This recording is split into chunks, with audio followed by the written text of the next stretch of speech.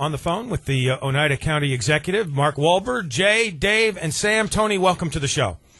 Hey, good to be here, guys. Yeah. How are you? Good morning. Great. Good morning. Read your statement with interest yesterday. First of all, great to see your passion about the city of Utica there, and can understand, I think, your anger regarding this lawsuit that's been filed by the New York Attorney General. You didn't even have an opportunity to calm down from last week, Tony. That's right.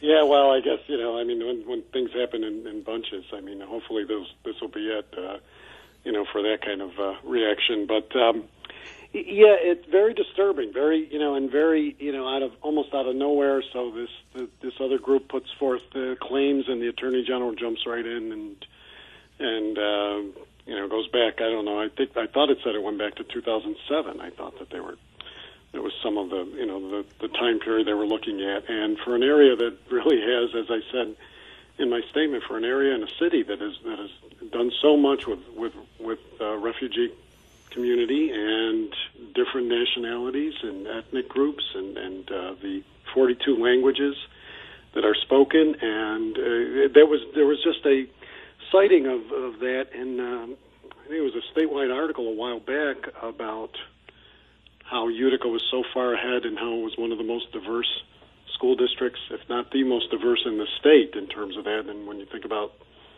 all of New York City and the boroughs and everything down there, that's pretty impressive.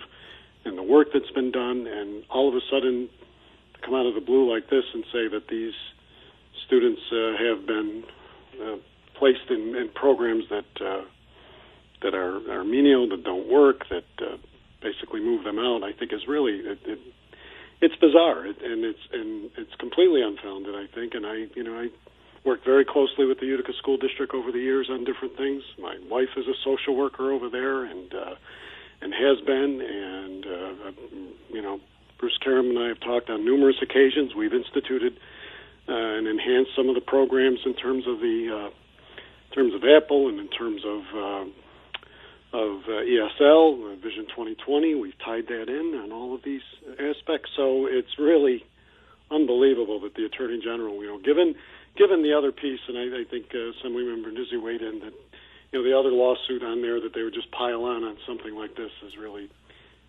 unbelievable and really, doesn't give a good representation of what is actually going on there, because it's just the opposite. Seems like the Utica City School District or others like it face huge challenges when it comes to educating these refugees. Sometimes a 20-year-old placed into a high school English literature class without basic English skills. That's not the fault of the school district, I don't think. And obviously it's an issue, it's a problem, but it seems like this lawsuit may be without merit. And we were talking with Mark Wahlberg, our legal correspondent, who's sitting across from me right now. Mark kind of agreeing with us on the outset. He doesn't know all the facts, but Mark, you were saying the same thing. This seems like a tough lawsuit that they're trying to attempt here, right? Tony, what I said before, and I'll say it again, is that the school has to develop programs suitable for a particular student. If a student comes in and cannot speak English, you can't put that student in an English literature class. You have to put that student in a class that the student is, with the ability that student has, that the student can function and can progress in that particular class. And I don't know how the education system would expect to treat every single student the same when they come in here with say a ninth grade student. Some of them have been in the school system for 9 years, and some of them are coming from a country like Somalia. They have no English skills whatsoever. You can't put them in the same class as you do these other students. Sure. It just is not going to work. Mm-hmm. And Tony, and that's exactly right. I mean, and the ability for them to adapt in these circumstances, I think, has been remarkable when you look at the various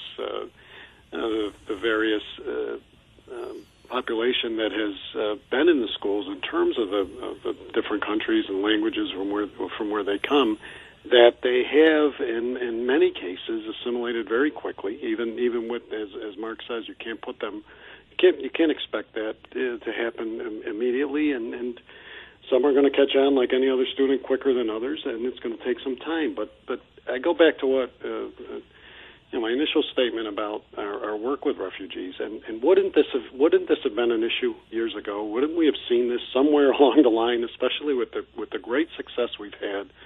Because I think that's important to go back, in terms of the work that's been done in this community through the refugee center, but through the schools, and to all of a sudden come up and say, yeah, they've been doing it wrong for all these years, and they've been mistreated in the educational system, and I think it really does. And I'm not the lawyer. I mean, Mark is, and there's other smarter guys out there than me in terms of this lawsuit and everything else. And to look at it and say, is there merit to this? I mean, we've been dealing with this for a number of years. We've been graduating students throughout, and all of a sudden now, and the Attorney General is way off base, although he's been off base on numerous things, not just this one recently. Talking with Oneida County Executive Anthony Picente at 100.7 FM WUTQ. Anthony, I want to commend you for the disclosure of your wife working for the district. I think that's sure. That's yeah, important. no, that goes without, and I've said, and look, I've talked about that numerous times. My wife has been, in the district for a number of years, for a long time now, and really is very good at what she does, but also is very committed as that entire staff is at Proctor and the teachers we have in this district. Tony, and so it's something that I hear about each and every day, and I ask and we talk, and like I said, Bruce Karam and I talk pretty regularly about different things and different programs, and through our offices of workforce development, social services, other areas. We do a lot of collaboration on the refugee population, and continue to do so. Tony, what bothers me about these lawsuits, and it bothers me when I see Herkimer County fighting about the jail, is all the resources that are going to be devoted to this lawsuit. There are going to be lawyers on both sides. There's going to be a lot of money spent. There'll be depositions. There's going to be all kinds of legal maneuvering and legal expenses. What troubles me about the lawsuits is everyone takes an adversary posture, and now we're fighting with each other. The school district is going to defend its position. The Attorney General is going to try to defend its position. It would be so much better for everyone if they would work together. If the Attorney General's office came into the school and said, look, we've got some complaints. Let's look at it, find out what we can do to improve the situation. Let's work together to come up with a solution if we perceive a problem, instead of filing a lawsuit, and now everyone takes an adversary position. The school's not going to want to change because they're going to say, if we change, we're going to admit we're doing something wrong. We're going to stand by what we're doing. The Attorney General is going to spend a lot of money fighting this. It's going to end up, on an appellate court level, and those resources should be devoted to helping the students, not spending money on lawyers. I mean, Mark, that's an excellent point. I think when you look at in the Office of the Attorney General, and again, I always disclaim the other point that I'm not a lawyer, but I work with a great many of them on a daily basis, and I've been in this business for a long time. And the fact that it's almost like the Attorney General treats this one anyway, treats this office like it's his own independent law firm. He's there for the people. If somebody comes with a claim about this, I would have expected him to do exactly what you said. Let's get up there. Let's investigate. Let's talk to the school district. Let's go through. Let's look at the records. To my knowledge, now I don't know if that's been done, but I don't believe it has because of the way this lawsuit came out. So you have to ask the question of, okay, so anything that comes in front of his desk that looks politically, correct for him to jump on, he's just going to do it without the due diligence of a public official. He's still the Attorney General for the state of New York. He's not the Attorney General for Schneiderman and Partners. And that's where I think he has to take a step and say, okay, what's happening here? And I think you're exactly right. Come up here, take a look at the documentation, talk to go through this piece before you just throw a lawsuit in on top of another lawsuit to say that everything has been done improperly. I think it's a bad way to do. It's a bad public officials' reaction. It's a bad way in public policy in total. And it really is unfair, and you have to question the motives behind it, given the other lawsuits that have happened with the district. The motives, and what's the ultimate goal here too? What do they hope to accomplish as the result of this lawsuit? And then I don't know. I would ask you guys too: is there a precedent for this type of lawsuit elsewhere? What will probably happen if this lawsuit is successful is they'll end up with some kind of a consent order that the school will do X, Y, Z to remedy the situation. Which could be accomplished with just some talks, like you were saying before, instead of a lawsuit. Right, and who's funding all these attorneys and who's funding all these costs? It's going to be the taxpayers. That's not, Scheidelman's not paying for it. the school district isn't paying for it. They're going to be taking resources that could be used to educate students and spending it on this. But the net result will be, if the lawsuit is a success, there will probably be an order saying you've got to do X, Y, and Z in the future, and that's something that could be accomplished without having to go to court. They use a lawsuit like this as a strong arm tactic to get what they want? Do they do that kind of thing, Mark? I'll give you an example. In the federal court, Tony will know this, they brought the county, the Legal Aid Society brought the Oneida County to task and went to federal court because they were taking too long to complete Medicaid applications. Remember that, Tony? Yes, I do very well. And there was and after fighting back and forth and spending a ton of money, there was a consent order that said that the county had to resolve these within, I think, 60 days or something. Yeah. And so now in Oneida County, it doesn't apply in Herkimer County, but it's in Oneida County, they have a quicker turnover period. Well, that, I'm sure, could have been accomplished without having to go through all those expenses. Just sit down and talk. And sometimes, and I will tell you, there are some times when I've been involved with people who are in nursing homes. You don't want it. 60 days is too soon. You need a little more time to gather some of the evidence. It's too quick. They say, we've got to make this decision. Give me another month because we're still getting bank records. We can't do that because the consent order doesn't allow us to. I think we need to look at and the other point was in our case, and obviously they have some similarities in that in terms of how it was processed and looked at. It wasn't that. I mean, the court and the consent order and everything never said that we were arbitrarily or just, refusing to move different cases in a timely manner. It was staffing issues. It was the process. It was the number of people. We had lines out the door. I mean, I think you remember that. I mean, that was, my first couple of years in office, and we had to deal with it. But it was a process that could have been corrected with time without going through, exactly right, the expense and going back and forth to court and getting, having to deal with it. And the same goes here. It's like all of a sudden, and I still go back to all of a sudden the work that's been done. And then I got to point to everybody around. I look between my office, between, whether it's the senator, the assemblyman, or the congressman's office. You think if refugees were getting treated unfairly by, through this process, we wouldn't have heard it by now? Right. In some way, shape, or form. And I find that, I find that ridiculous too, and in the context of everybody works, together on this, and have been for a number of years. We've been a model. I mean, the New York Times did a story on us just about a year ago in terms of the city of Utica, the work with the refugees, the population in the schools, how it was getting done, what they meant to a neighborhood in terms of revitalization, the work that they've done.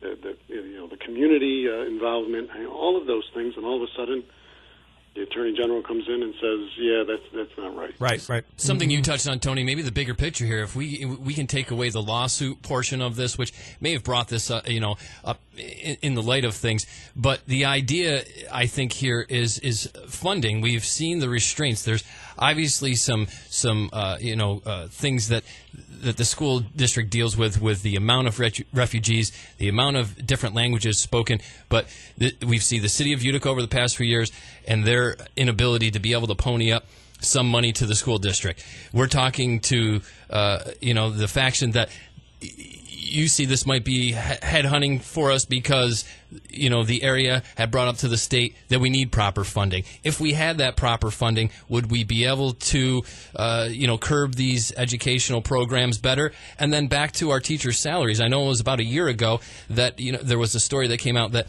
Utica is according to state numbers, we're a little bit lower in the median teacher salary. I know the union folks say that they're paid a fair salary, but those are all factors, I think, that need to be taken into accountability. Well, there is, and I guess look, we always talk about it as a public official and someone who just dealt with a budget and deals with a budget each and every day, and just putting one together. We can always point to the need of a lot of times everybody says, "Oh, pouring more money is not the solution." No, it's not, but it does attack the issue of staffing and overburden. And I think but the point here isn't that. I mean, I don't think they're saying in this lawsuit that, they're refusing them, they're turning them away, or moving them for other reasons. I think and I think when you look at the entire funding issue that the school district has reached upon with them, it really goes to the point of, they're not saying. These are these are teachers and educators that are dedicated to this system. It is a huge system. The numbers are growing each and every day, which is a good thing for the community in that regard. So it's not about the